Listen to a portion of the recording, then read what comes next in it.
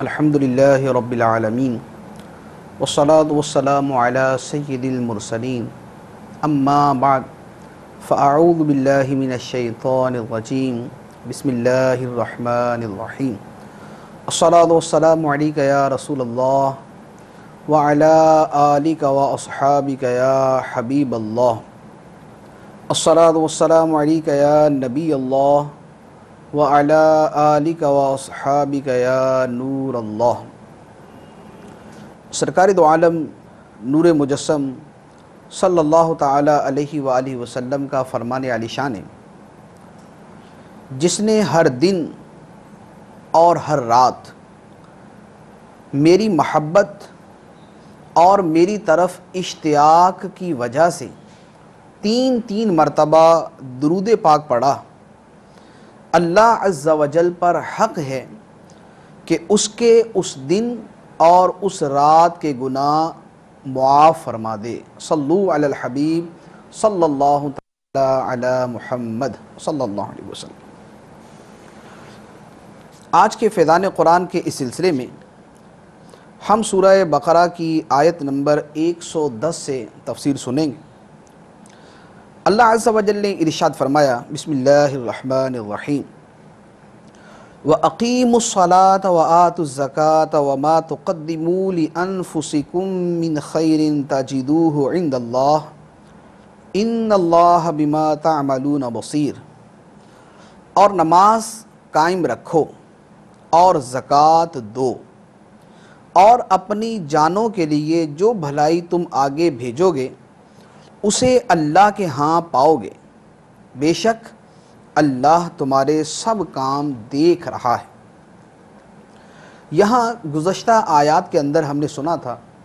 کہ بہت سارے معاملات کا اللہ عز و جل نے تذکرہ فرمایا، جس میں مشرکین، یہودی اور عیسائیوں کے بارے میں بہت سی مباحث کا بیان کیا گیا۔ اب ان کے درمیان میں اللہ عز و جل ارشاد فرماتا ہے کہ نماز قائم کرو اور زکوٰۃ دو۔ تو یہاں مسلمانوں کو اپنی اصلاح نفس کی طرف توجہ دلائی گئی۔ اس سے معلوم ہوا کہ آدمی کسی بھی کام میں مشغول ہو، خواہ وہ دنیاوی کام ہو یا دینی کام، علم دین کی تبلیغ میں مشغول ہو یا اس کے علاوہ کوئی اور دینی کام ہو، ان تمام صورتوں کے اندر نماز سے غافل ہونا یہ اللہ عز و جل کی بارگاہ میں مقبول نہیں۔ بہت سے لوگ ایسے ہوتے ہیں جو بہت سے دینی امور کے اندر مصروفیت کی وجہ سے نماز کی طرف کما حقہ توجہ نہیں دیتے۔ اللہ عز و جل نے چونکہ نماز کو فرض فرمایا، اس لیے جگہ جگہ اس طرح کا انداز بیان فرمایا ہے کہ طلاق کے مسائل بھی اگر چل رہے ہیں تو درمیان کے اندر نماز کا تذکرہ موجود،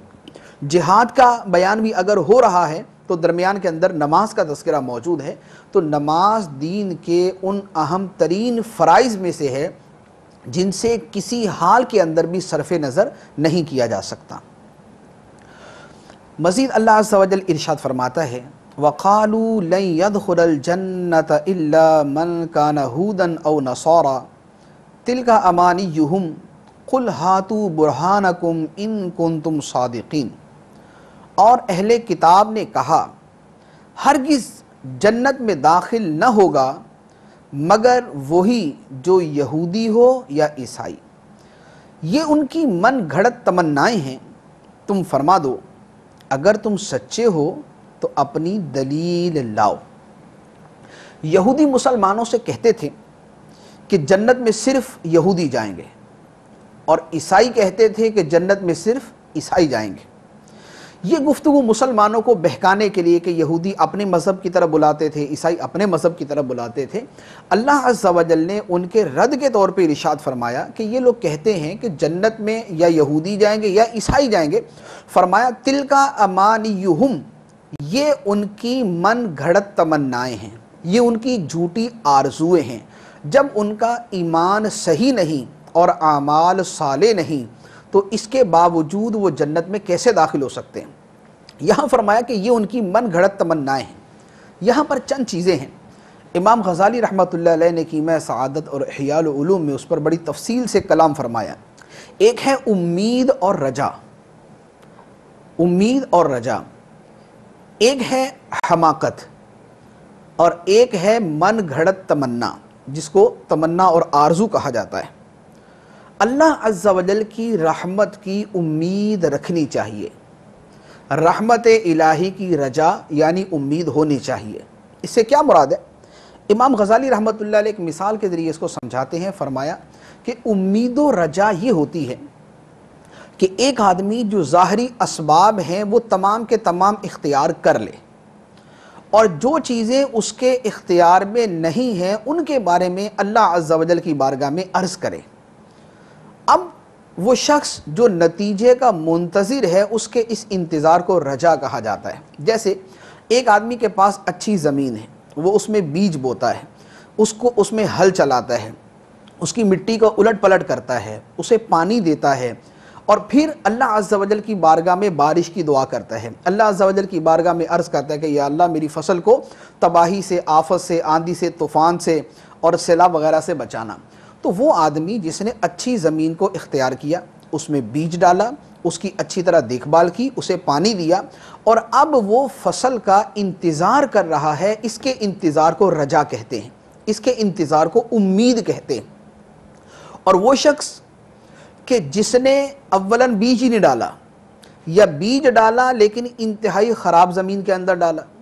یا زمین کچھ بہتر بھی تھی لیکن بیج انتہائی ناقص، اس کے بعد نہ پانی دیا، نہ دیکھ بھال کی، نہ اس میں ہل چلایا، نہ کچھ اور کام کیا، نہ اسے کھاد پہنچائی، اور اب وہ کہتا ہے کہ میں امید کرتا ہوں کہ مجھے فصل مل جائے گی، تو اس کا یہ تمنا کرنا یہ حماقت ہے، یہ امید اور رجا نہیں۔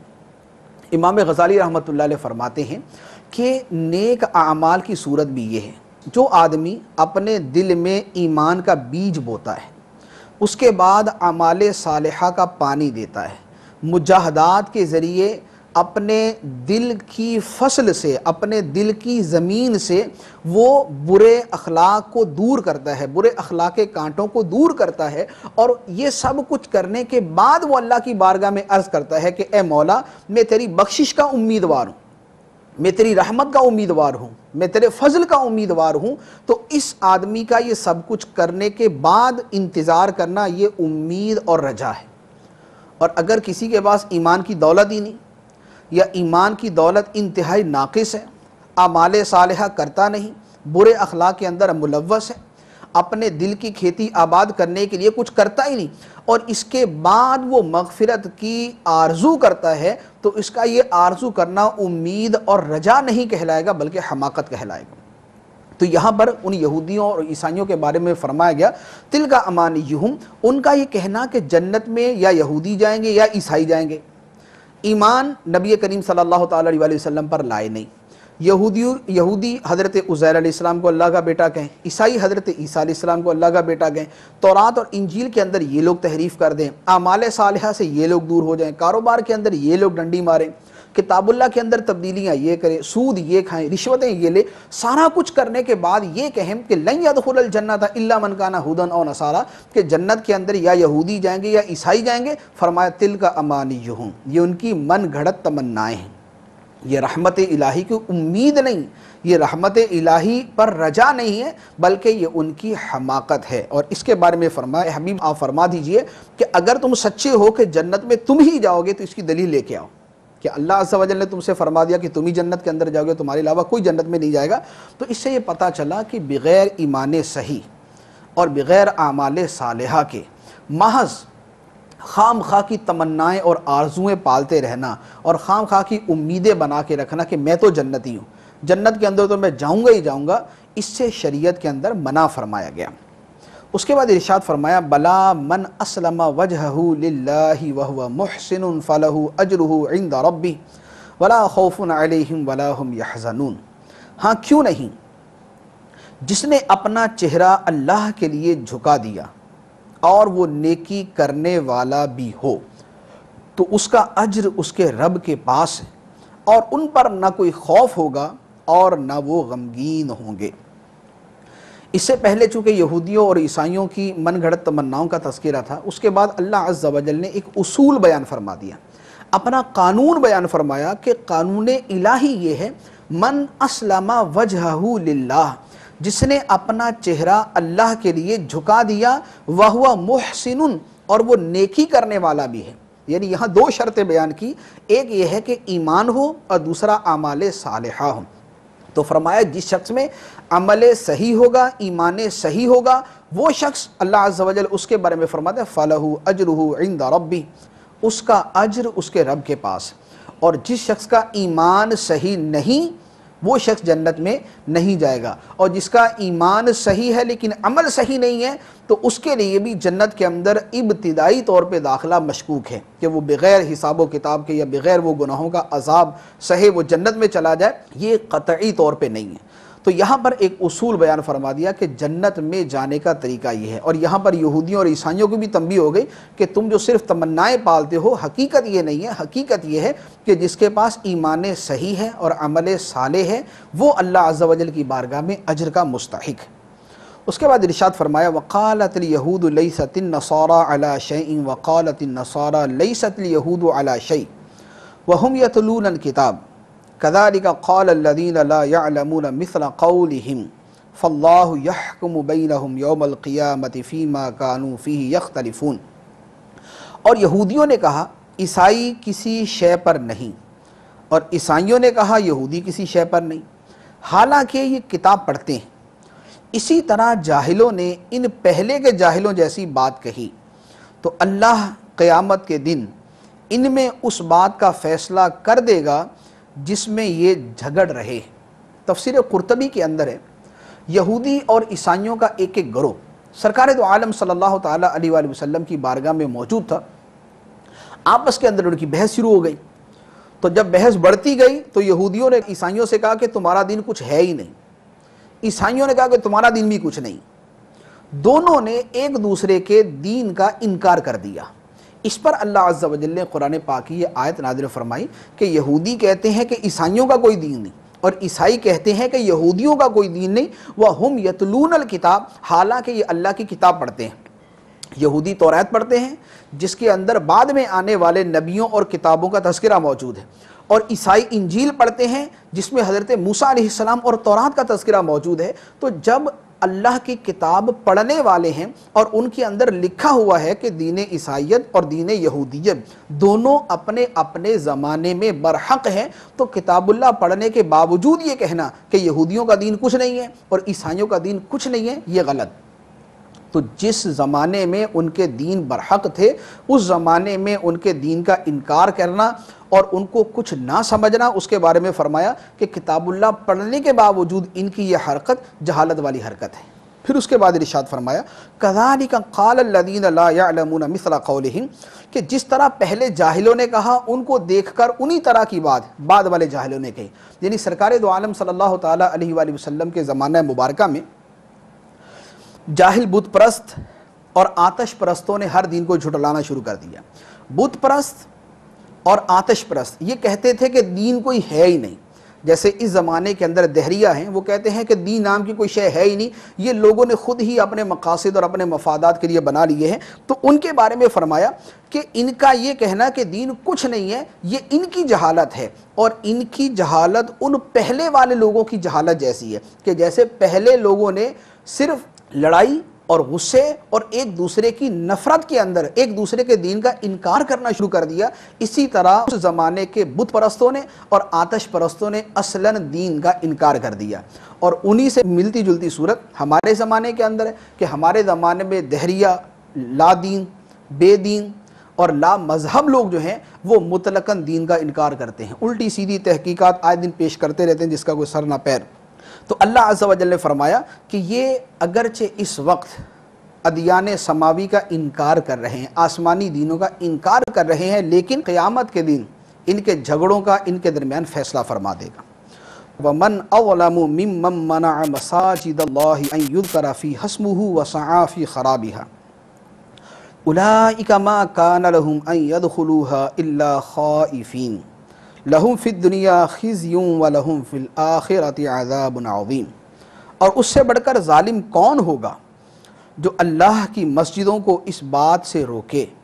کہ ان میں اللہ کا نام لیا جائے اور انہیں ویران کرنے کی کوشش کرے. انہیں مسجدوں میں داخل ہونا مناسب نہ تھا مگر ڈرتے ہوئے، ان کے لیے دنیا میں رسوائی ہے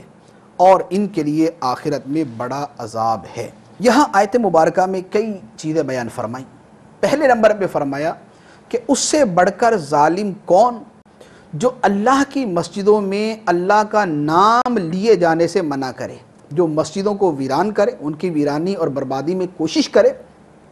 اور اللہ کی مسجدوں میں اللہ کا نام لینے سے منع کرے۔ اس کے دو شان نزول جو ہے وہ بیان کیے گئے۔ اس کے پیچھے تفسیر خازن کے اندر ہے کہ یہ آیت مبارکہ بیت المقدس کی بے حرمتی کے بارے میں نازل ہوئی۔ روم کے عیسائیوں نے یہودیوں پر حملہ کر کے ان کے جنگجوؤں کو قتل کر دیا، بیوی بچوں کو قید کر لیا،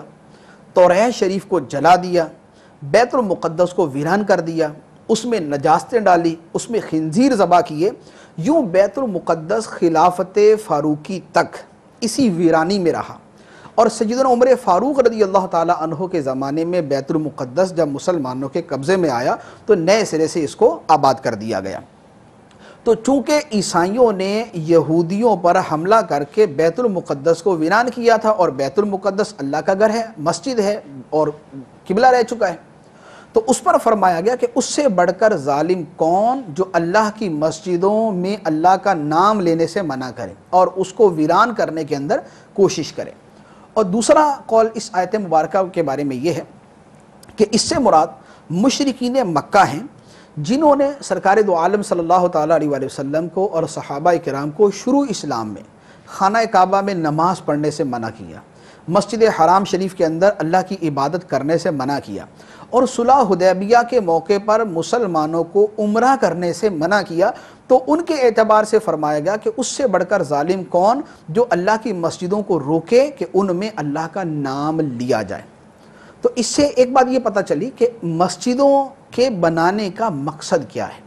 مسجدوں کے بنانے کا مقصد جو ہے وہ اس آیت مبارکہ کے اس جز سے پتہ چلتا ہے۔ فرمایا اَن یُذْکَرَ فِیہَا اسْمُہُ، مسجدوں میں اللہ کا نام لیا جائے، ذکر اللہ کیا جائے۔ مسجدیں بنانے کا مقصد اللہ تعالیٰ کا نام لینا، تسبیح پڑھنا، قرآن پاک کی تلاوت کرنا، نماز پڑھنا، وعظ کرنا، اللہ تعالیٰ کی حمد پڑھنا، نعت شریف پڑھنا، بزرگان دین کا تذکرہ کرنا، اللہ تعالیٰ کے مقرب اور پیارے بندوں کا تذکرہ کرنا، کہ جیسے قرآن پاک کے اندر انبیاء کا تذکرہ بھی ہے، اولیاء کا تذکرہ بھی ہے۔ تو اب یہ تذکرہ تو قرآن پاک میں داخل ہے، تو انبیاء اور اولیاء کا ذکر کرنا یہ اللہ عز و جل کے ذکر کرنے میں داخل ہے۔ تو لہٰذا ان چیزوں کا تذکرہ مسجدوں کے اندر کرنا یہ اللہ عز و جل کا ذکر کرنا ہے۔ اب جو شخص مسجدوں میں ان چیزوں کو منع کرتا ہے، مسجدوں میں اللہ کا نام لینے سے منع کرتا ہے، نماز سے منع کرتا ہے، نعت شریف سے منع کرتا ہے، اولیاء کے تذکرے سے منع کرتا ہے، تو وہ اس آیت مبارکہ کی وعید میں داخل ہے کہ اس سے بڑھ کر ظالم کون جو اللہ کی مسجدوں کو اس بات سے روکتا ہے کہ ان میں اللہ کا نام لیا جائے۔ پھر دوسری بات یہاں فرمائی کہ ایک ذکر اللہ کو روکنے والا اور دوسرا وسعیٰ فی خرابیہا، مسجدوں کی ویرانی کی کوشش کرنے والا۔ مسجدوں کو ویران کرنا حرام، اس کی بہت سی صورتیں ہیں، فقہاء کرام نے بیان فرمائی ہیں۔ فتاویٰ رضویہ شریف کی 16ویں جلد کے اندر اس کی کافی تفصیل موجود ہے۔ اس کی ایک صورت یہ ہے کہ جیسے مسجد پہ قبضہ کر لیا، مسجد پہ قبضہ کر لیا اور اسے اپنا گھر بنا لینا، یہ حرام۔ مسجد کے کسی حصے کو مسجد سے خارج کر دینا، جیسے کسی جگہ نماز ہوتی تھی اور وہ مسجد کا حصہ تھی، اسے ختم کر کے وہاں پر جوتا اتارنے کی جگہ بنا دی، وہاں باتھ روم بنا دیے، وہاں پر وضو خانہ بنا دیا، تو یہ بھی مسجد کو ویران کرنے کے زمرے میں داخل ہے۔ اسی طرح لوگوں کو مسجد میں آنے سے منع کرنا، یہ بھی مسجد میں اللہ کا ذکر روکنے کے مترادف ہے۔ تو اس طرح کی بہت سی صورتیں ہیں کہ جو مسجد کی ویرانی میں داخل ہیں اور حرام ہیں، اور ان کی تفصیل جاننا ضروری ہے۔ اس کے بعد اللہ عز و جل نے اسی آیت مبارکہ میں ایک اور چیز ارشاد فرمائی، فرمایا اولئک ما کان لہم ان یدخلوها الا خائفین، ان کے لیے مسجدوں میں داخل ہونا مناسب نہ تھا مگر ڈرتے ہوئے۔ یعنی مسجدوں میں داخل ہونے کا طریقہ کیا ہے کہ مسجد میں آدمی اللہ عز و جل سے ڈرتے ہوئے داخل ہو، اللہ عز و جل کا خوف اپنے دل میں رکھ کر داخل ہو۔ تو اب وہ لوگ جو مسجدوں کے اندر دنیاوی باتیں کرتے ہیں، جو مسجدوں کے اندر ہنسی مذاق کرتے ہیں، جو مسجدوں کے اندر مسخری اور ٹھٹھا مذاق کرتے ہیں، تو یہ لوگ مسجدوں میں ڈرتے ہوئے داخل نہیں ہو رہے بلکہ یہ تو دیدہ دلیری کے ساتھ داخل ہو رہے۔ تو اس لیے مسجدوں کے آداب میں سے ہے کہ مسجد میں دنیاوی بات نہ کی جائے، اور خصوصاً مستی مذاق، ٹھٹھا مذاق، مسجد میں خرید و فروخت کرنا، شور مچانا، ان تمام چیزوں سے تو شریعت نے سختی کے ساتھ منع فرمایا۔ تو مسجدوں کے آداب کا خیال رکھنا ہر مسلمان کے لیے نہایت ضروری ہے۔ اور وہ لوگ کہ جو مسجدوں کو ویران کرتے ہیں اور مسجدوں میں ذکر اللہ سے منع کرتے ہیں، ان کے بارے میں فرمایا کہ ان کے لیے دنیا میں بھی رسوائی ہے اور ان کے لیے آخرت کے اندر بڑا عذاب ہے۔ تو جنہوں نے بیت المقدس کو ویران کیا تھا، ان کو دنیا کے اندر سزا ملی کہ عہد فاروقی کے اندر قتل کیے گئے، جلا وطن کیے گئے، قید کیے گئے، غلام لونڈی بنائے گئے۔ اور اسی طرح جن کفار نے مسلمانوں کو مکہ مکرمہ سے نکالا تھا، مسجد حرام شریف سے منع کیا تھا، ان کا انجام بھی بہت ساروں کا اچھا نہ ہوا۔ تو لہذا جو مسجدوں کی ویرانی میں کوشش کرتا ہے وہ دنیا کے اندر بھی ذلت اٹھاتا ہے اور آخرت کے اندر بھی عذاب کا مستحق بنتا ہے۔ مزید اللہ عز و جل نے ارشاد فرمایا وَلِلَّهِ الْمَشْرِقُ وَالْمَغْرِبُ فَأَيْنَمَا تُوَلُّوا فَثَمَّ وَجْهُ اللَّهِ إِنَّ اللَّهَ وَاسِعٌ عَلِيمٌ، اور مشرق و مغرب سب اللہ ہی کا ہے، تو تم جدھر منہ کرو ادھر ہی اللہ کی رحمت تمہاری طرف متوجہ ہے، بے شک اللہ وسعت والا، علم والا ہے۔ اس آیت مبارکہ کے شان نزول میں بہت سے اقوال ہیں۔ تفسیر خازن اور ابو داؤد طیالسی میں ہیں، ایک مرتبہ صحابہ کرام تاریک رات میں سفر کر رہے تھے، قبلہ کی سمت معلوم نہ ہو سکی، ہر شخص نے جس طرف اس کا دل جمع نماز پڑھ لی۔ صبح کو بارگاہ رسالت صلی اللہ علیہ وسلم میں عرض کی کہ یا رسول اللہ صلی اللہ علیہ وسلم، کل رات قبلے کا پتہ نہیں چلا، تو جس کا جدھر منہ اس نے نماز پڑھ لی۔ تو اس پر یہ آیت مبارکہ نازل ہوئی وَلِلَّهِ الْمَشْرِقُ وَالْمَغْرِبُ فَأَيْنَمَا تُوَلُّوا فَثَمَّ وَجْهُ اللَّهِ، کہ مشرق و مغرب سب کا مالک اللہ ہے، تو تم جدھر اپنا منہ کرو اللہ عز و جل کی رحمت اسی طرف تمہاری طرف متوجہ ہے۔ تو اس شان نزول کی روح سے تحری کا مسئلہ معلوم ہوا۔ تحری کیا ہے کہ آدمی کسی ایسی جگہ ہے کہ جہاں اس کو قبلے شریف کا پتہ نہیں چل رہا، قبلے کی سمت اس کو معلوم نہیں ہو رہی، نہ وہاں کوئی بتانے والا، نہ وہاں ایسی علامات موجود ہے کہ جن کے ذریعے وہ پتہ کر سکے، نہ کوئی خارجی ذریعہ معلوم کرنے کا اس کے پاس ہے۔ تو ایسی صورت میں حکم یہ ہوتا ہے کہ نماز پڑھنے کے لیے اپنے دل پہ غور کرے، دل جس طرف جمے کہ قبلہ اس طرف ہے اسی طرف آدمی منہ کر کے نماز پڑھ لے، اس کی نماز ہو جائے گی، اگرچہ اس کو بعد میں پتہ چلے کہ جس طرح منہ کر کے اس نے نماز پڑھی قبلہ اس طرف نہیں تھا، دوسری طرف تھا۔ تو یہ ہے تحری کا مسئلہ۔ تو یہاں پر صحابہ کرام چونکہ سفر میں تھے، رات کا وقت تھا، تاریکی تھی، قبلے کی سمت بتانے والا کوئی بھی نہیں تھا، تو جدھر جس کا دل جمع اس نے نماز پڑھ لی اور اس کے بارے میں فرمایا کہ تمہاری نماز ہو گئی۔ دوسرا شان نزول اس آیت مبارکہ کا مسلم شریف کے اندر ہے، فرمایا کہ یہ آیت مبارکہ اس مسافر کے حق میں نازل ہوئی جو سواری پر نفل ادا کرے، اس کی سواری جس طرف متوجہ ہو جائے اس طرف اس کی نماز درست ہے۔ تو یہ اصل میں حکم یہ ہے کہ جیسے کوئی آدمی سفر کر رہا ہے، راستے کے اندر جب وہ شہر سے باہر کہیں جا رہا ہے، اب اس نے نفل پڑھنے، تو جس طرف اس کی سواری جا رہی ہو اسی طرف منہ کر کے وہ نوافل پڑھ سکتا ہے، اور اس کے لیے جو ہے وہ قبلے کی سمت جو ہے وہ تلاش کرنا اور اسی کی طرف منہ کرنا یہ ضروری نہیں ہوتا۔ تیسرا قول جو اس آیت مبارکہ کے شان نزول میں ہے کہ جب خانہ کعبہ کو قبلہ بنایا گیا تو یہودیوں نے مسلمانوں پر اعتراض کیا کہ یہ کیا بھائی، کبھی ادھر منہ کر کے نماز پڑھنے، کبھی ادھر منہ کر کے نماز پڑھنے۔ تو اس پر اللہ عز و جل نے آیت مبارکہ نازل فرمائی کہ مشرق و مغرب سب کا مالک اللہ ہے۔ اگر بیت المقدس کی طرف منہ کر کے نماز پڑھنے تھے تو بھی اللہ کے حکم سے تھا، اور اب اگر بیت اللہ شریف کی طرف منہ کر کے نماز پڑھنے تو بھی اللہ کے حکم سے ہے۔ تو مشرق و مغرب کا مالک اللہ ہے اور رحمت الہی ہر جگہ موجود ہے، رحمت الہی ہر جگہ آدمی کی طرف متوجہ ہوتی ہے۔ لہٰذا یہ کہنا کہ بھئی تم نے اپنا قبلہ کیوں تبدیل کر لیا، یہ اعتراض درست نہیں، اس لیے کہ کوئی بھی کسی بھی قبلے کا مقرر ہونا یہ اللہ عز و جل کی مشیت پر ہے۔ چوتھا شان نزول اس آیت مبارکہ کا تفسیر طبری کے اندر ہے، فرمایا یہ آیت مبارکہ دعا کے بارے میں نازل ہوئی۔ سرکار دو عالم صلی اللہ تعالیٰ علیہ وسلم سے دریافت کیا گیا کہ دعا کرتے وقت کس طرف منہ ہونا چاہیے، تو یہ آیت مبارکہ نازل ہوئی کہ مشرق و مغرب سب کا مالک اللہ ہے، تو لہذا دعا کرتے وقت کسی خاص سمت کی طرف منہ کرنا ضروری نہیں۔ مستحب ہے کہ قبلہ شریف کی طرف منہ کر کے دعا مانگی جائے، لیکن اگر دعا کرتے وقت قبلہ کی طرف منہ نہ بھی کریں، مشرق کی طرف، مغرب کی طرف، شمال، جنوب، کسی بھی طرف جس حالت میں آدمی بیٹھا ہو اللہ عز و جل کی بارگاہ میں دعا کے لیے عرض کر سکتا ہے۔ دعا کے اندر کسی خاص سمت کو بطور قبلہ کے مقرر نہیں کیا گیا۔ اس کے بعد اللہ عز و جل ارشاد فرماتا ہے وَقَالُوا اتَّخَذَ اللَّهُ وَلَدًا سُبْحَانَهُ بَل لَّهُ مَا فِي السَّمَاوَاتِ وَالْأَرْضِ كُلٌّ لَّهُ قَانِتُونَ۔ اور مشرکوں نے کہا اللہ نے اپنے لیے اولاد بنا رکھی ہے، وہ پاک ذات ہے، بلکہ جو کچھ آسمانوں اور زمین میں ہے سب اسی کی ملکیت میں ہے، سب اس کے حضور گردن جھکائے ہوئے۔ یہاں اللہ عز و جل نے اپنی پاکیزگی بیان فرمائے کہ اللہ تعالیٰ اولاد سے پاک ہے۔ مشرکوں نے اللہ عز و جل کے لیے اولاد قرار دی، جیسے یہودیوں نے کہا کہ حضرت عزیر علیہ السلام اللہ کے بیٹے ہیں، عیسائیوں نے کہا حضرت عیسیٰ علیہ السلام اللہ کے بیٹے ہیں، اور مشرکوں نے کہا کہ فرشتے اللہ کی بیٹیاں ہیں۔ انہوں نے فرشتوں کو اللہ کی بیٹیاں قرار دیا، عیسائیوں نے عیسیٰ علیہ السلام کو اللہ کا بیٹا قرار دیا، یہودیوں نے عزیر علیہ السلام کو اللہ کا بیٹا قرار دیا۔ تو اللہ عز و جل نے ان سب کا رد کرتے ہوئے ارشاد فرمایا سبحانہ، پاک ہے وہ ذات نقص سے، عیب سے، اولاد سے پاک ہے۔ بل لہو ما فی السماوات والارض، آسمان و زمین میں جو کچھ ہے سب اس کی ملک ہے، اور اولاد آدمی کی ملک نہیں ہوتی، آدمی اپنی اولاد کا مالک نہیں ہوتا، تو اولاد آدمی کی ملک نہیں ہوتی، اور آسمان و زمین میں جو کچھ ہے وہ سب کا سب اللہ عز و جل کی ملک میں ہے۔ تو آسمان و زمین کا اللہ کی ملکیت میں ہونا اس بات کی دلیل ہے کہ آسمان و زمین میں کوئی شے اللہ عز و جل کی اولاد نہیں۔ مزید ارشاد فرمایا بدیع السماوات والارض وَإِذَا قَضَى أَمْرًا فَإِنَّمَا يَقُولُ لَهُ كُن فَيَكُونُ،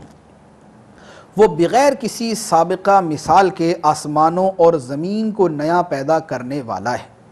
اور جب وہ کسی کام کا فیصلہ فرماتا ہے تو اس سے صرف یہ فرماتا ہے کہ ہو جا، تو وہ فوراً ہو جاتا ہے۔ یہاں پر اللہ عز و جل کی عظیم قدرت کو بیان فرمایا، لفظ بیان فرمایا بدیع۔ بدیع کا مطلب ہے کہ بغیر کسی سابقہ مثال کے کسی شے کو بنانا۔ اللہ عز و جل نے آسمانوں اور زمینوں کو پیدا فرمایا تو یہ ایسا نہیں ہے کہ پہلے بھی آسمان و زمین موجود تھے تو ان کی نقل کرتے ہوئے بنا دیا، بلکہ اللہ عز و جل نے بغیر کسی سابقہ مثال کے آسمانوں اور زمینوں کو پیدا فرمایا۔ تو یہ یہاں پر بطور خاص آسمان و زمین کا تذکرہ کیا گیا، ورنہ کائنات کی ہر شے کے لیے اللہ عز و جل کی شان بدیع ہے، کہ اللہ عز و جل کی شان بدیع ہے کہ وہ تمام چیزوں کو بغیر کسی سابقہ مثال کے پیدا فرمانے والا ہے۔ اور پھر اس کی قدرت اور اس کی عظمت یہ ہے وَإِذَا قَضَى أَمْرًا فَإِنَّمَا يَقُولُ لَهُ كُن فَيَكُونُ، کہ جب وہ کسی شے کو وجود میں لانے کا ارادہ فرماتا ہے تو اس سے صرف اتنا فرماتا ہے کہ ہو جا، وہ شے فوراً ہو جاتی ہے۔ یعنی آیت مبارکہ کے اندر یہ فرمایا گیا کہ اللہ عز و جل معاذ اللہ لوگوں کی طرح کوئی محنت مشقت نہیں کرتا کہ اس کو جو ہے وقت چاہیے، وقت اس کی ضرورت ہو اور وہ اس کو ایک مرحلہ وار جو ہے وہ کرنا پڑے، اس کو کرنا نہیں پڑتا، یعنی وہ مجبور نہیں ہے، وہ حاجت مند نہیں ہے، بلکہ اللہ عز و جل کی شان یہ ہے کہ اس کا حکم قطعی طور پر نافذ ہوتا ہے، اس کا حکم قطعی طور پر نافذ ہوتا ہے، جس شے کو جتنے وقت میں وجود میں آنے کا فرماتا ہے وہ شے اتنے وقت کے اندر وجود میں آ جاتی ہے۔ اس کے بعد ارشاد فرمایا وَقَالَ الَّذِينَ لَا يَعْلَمُونَ لَوْلَا يُكَلِّمُنَا اللَّهُ أَوْ تَأْتِينَا آيَةٌ كَذَلِكَ قَالَ الَّذِينَ مِن قَبْلِهِمْ مِثْلَ قَوْلِهِمْ تَشَابَهَتْ قُلُوبُهُمْ قَدْ بَيَّنَّا الْآيَاتِ لِقَوْمٍ يُوقِنُونَ، اور جاہلوں نے کہا اللہ ہم سے کلام کیوں نہیں کرتا، یا ہمارے پاس کوئی نشانی کیوں نہیں آ جاتی۔ ان مشرکوں سے پہلے لوگوں نے بھی اپنے رسولوں سے ایسی ہی بات کہی تھی، تو ان کے دل آپس میں ایک جیسے ہو گئے، بے شک ہم نے یقین کرنے والوں کے لیے نشانیاں کھول کر بیان کر دیں۔ اس آیت مبارکہ کا شان نزول یہ رافع بن خزیمہ نام کا ایک آدمی سرکار دو عالم صلی اللہ تعالیٰ علیہ وسلم کی بارگاہ میں آیا اور آ کر کہنے لگا کہ اگر آپ اللہ کے رسول ہیں تو اللہ سے کہیے کہ ہم سے کلام کرے۔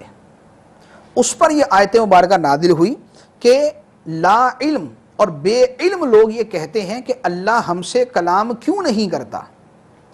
تو یہ ان کا مطالبہ کرنا بہت بڑی دریدہ دہانی ہے، بہت بڑی گستاخی ہے کہ اللہ عز و جل جس کو وحی نازل فرماتا ہے یا جس سے کلام فرماتا ہے وہ اللہ کی بارگاہ میں انتہائی مقرب اور انتہائی شان والا ہوتا ہے۔ وہ اللہ کے نبی ہو سکتے ہیں، وہ اللہ کے رسول ہو سکتے ہیں۔ تو جو شخص یہ کہتا ہے کہ اللہ ہم سے بھی اسی طرح کلام کرے جیسے اللہ عز و جل نے اپنے نبیوں سے کلام کیا ہے، تو گویا وہ مرتبہ نبوت و رسالت کا دعویٰ کر رہا ہے، اور یہ کہنا انتہا درجے کی سرکشی ہے۔ اس کے بعد اللہ عز و جل نے فرمایا تشابہت قلوبہم، ان کے دل آپس میں مل گئے۔ کن کے دل؟ ایک وہ لوگ تھے جو گزشتہ انبیاء کے زمانے میں تھے، اور انہوں نے اپنے اپنے نبیوں سے کہا تھا کہ اللہ ہم سے کلام کرے، یا ہمارے پاس بڑی کھلم کھلا ہمارے مطالبے کے مطابق نشانی آئے۔ تو چونکہ پچھلے انبیاء کے زمانے میں کافروں نے اسی طرح کے مطالبات کیے تھے، اور سرکار دو عالم صلی اللہ تعالیٰ علیہ وسلم سے بھی اسی طرح کا مطالبہ کیا گیا، تو فرمایا تشابہت قلوبہم، ان کے دل آپس میں مل گئے۔ سختی کے اندر، انبیاء سے حجت بازی کرنے کے اندر، انبیاء کی بات تسلیم نہ کرنے کے اندر، اور انبیاء سے اس طرح کے عجیب و غریب مطالبات کرنے کے اندر، ان کے دل آپس کے اندر مشابہ ہو گئے، مل گئے۔ اب یہ جو مشابہت ان کے دلوں کی ہے، شریعت، ہماری شریعت دین اسلام نے ہمیں اس کے بارے میں بڑی نفیس ہدایات ارشاد فرمائی کہ باطنی مشابہت کے دل ان کے مطابق ہو جائے، یہ تو انتہا درجے کی کبھی صورت ہے۔ شریعت نے ہمیں ظاہری طور پر بھی کافروں سے مشابہت کرنے سے منع فرمایا۔ چنانچہ بہت ساری چیزوں کے بارے میں فرمایا کہ یہ کافروں کا شعار ہے، یہ کافروں کا طریقہ ہے، تم اس سے بچو۔ تو شریعت نے ظاہری مشابہت سے بھی منع فرمایا، اس لیے کہ ظاہر باطن کی دلیل ہے۔ ایک آدمی اپنے گلے کے اندر اگر صلیب پہن لے گا تو لوگ اس کو کیا سمجھیں گے؟ یہ سمجھیں گے کہ یہ عیسائی ہے۔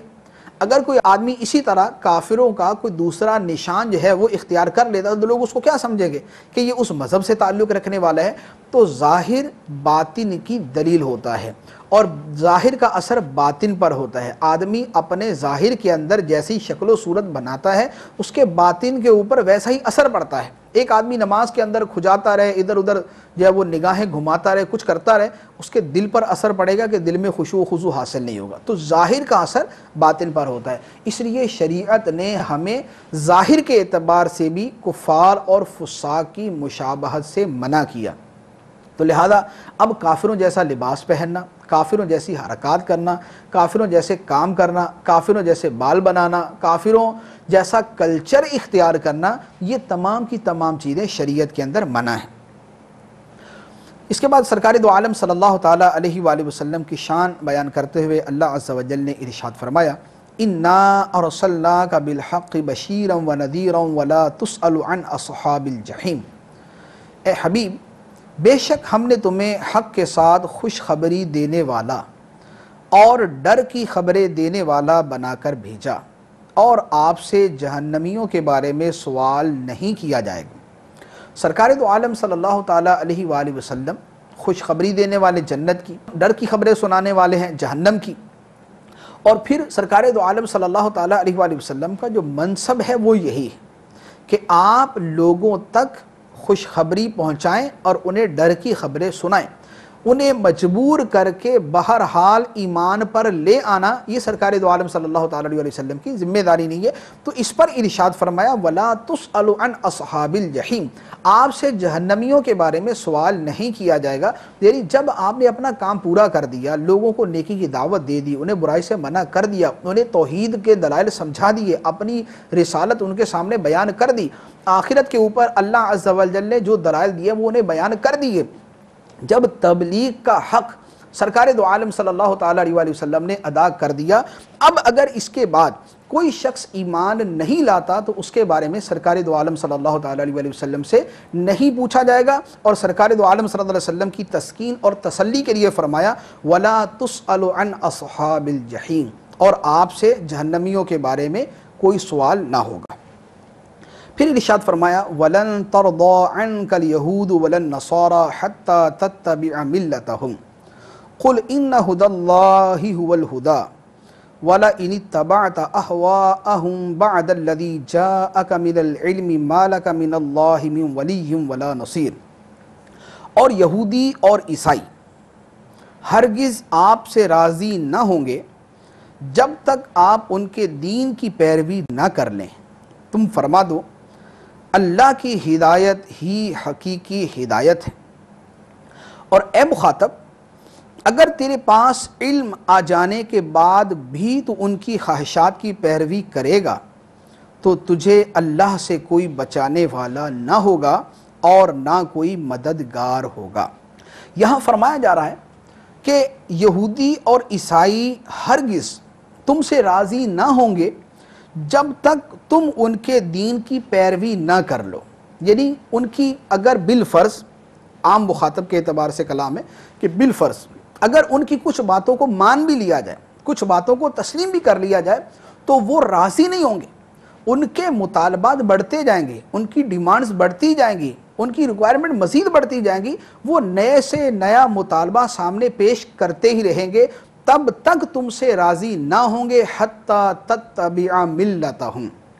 جب تک تم ان کے دین کی پیروی نہ کر لو، ان کے پیروکار نہ بن جاؤ، مکمل طور پر اپنے آپ کو ان کے سپرد نہ کر دو، تب تک یہ لوگ تم سے راضی نہیں ہو سکتے۔ یہ وہ ایک حقیقت اللہ عز و جل نے بیان فرما دی ہے کہ جس کی طرف سے عام طور سے غفلت کی جاتی ہے کہ شاید وہ اتنے سے راضی ہو جائیں، شاید ہم ان کا یہ کام کر دیں تو وہ راضی ہو جائیں، شاید ان کا یہ مطالبہ مان لیں تو راضی ہو جائیں۔ فرمایا کہ ہرگز ایسا نہیں ہوگا، جب تک تم ان کے رنگ میں رنگ نہیں جاؤ گے اور مکمل طور پر ان کے پیروکار نہیں بن جاؤ گے تب تک وہ تم سے راضی نہیں ہو سکتے۔ اور ساتھ ہی فرما دیا کہ اگر ایسا کر لیا وَلَئِنِ اتَّبَعْتَ أَهْوَاءَهُمْ، اگر تم نے ان کی خواہشات کی پیروی کی، بعد الذی جاءک من العلم، بعد اس کے کہ تیرے پاس علم آ چکا، اللہ عز و جل نے تمہیں علم عطا فرما دیا اے مخاطب، اس کے باوجود اگر تم ان کی خواہشات کی پیروی کرتے ہو، فرمایا ما لک من اللہ من ولی ولا نصیر، تو تجھے اللہ سے بچانے والا نہ کوئی مددگار ہوگا اور نہ تجھے اللہ سے کوئی بچانے والا ہوگا۔ تفسیر خازن کے اندر ہے کہ یہ آیت مبارکہ کا حصہ، اس میں خطاب جو ہے وہ امت محمدیہ علی صاحبہ الصلاۃ والسلام کو ہے۔ فرمایا کہ جب تم نے جان لیا کہ سرکار دو عالم صلی اللہ تعالیٰ علیہ وآلہ وسلم تمہارے پاس حق اور سچ لے کر آئے تو تم ہرگز کفار کی خواہشات کی اتباع نہ کرنا، اور اگر ایسا کیا کہ حق آنے کے بعد بھی ان کی خواہشات کی پیروی کی تو فرمایا تمہیں عذاب الہی سے بچانے والا کوئی نہیں ہوگا۔ تو مسلمانوں کی بقا، مسلمانوں کی نجات، مسلمانوں کی کامیابی اور فلاح اسی کے اندر ہے کہ ان کا ہر عمل جو ہے وہ سرکار دو عالم صلی اللہ تعالیٰ علیہ وآلہ وسلم کے لائے ہوئے دین کے تابع ہو، آپ کی تعلیمات کے مطابق ہو، اور کسی بھی صورت میں عیسائی اور یہودی اور دیگر کفار کے مذہب پر اور ان کی خواہشات کے اوپر عمل نہ ہو۔ اللہ عز و جل ہمیں سچا اسلام عطا فرمائے، اسلام کی سچی تعلیمات پر صحیح طریقے سے عمل کرنے کی توفیق عطا فرمائے۔ آمین بجاہ النبی الامین صلی اللہ تعالیٰ علیہ وسلم۔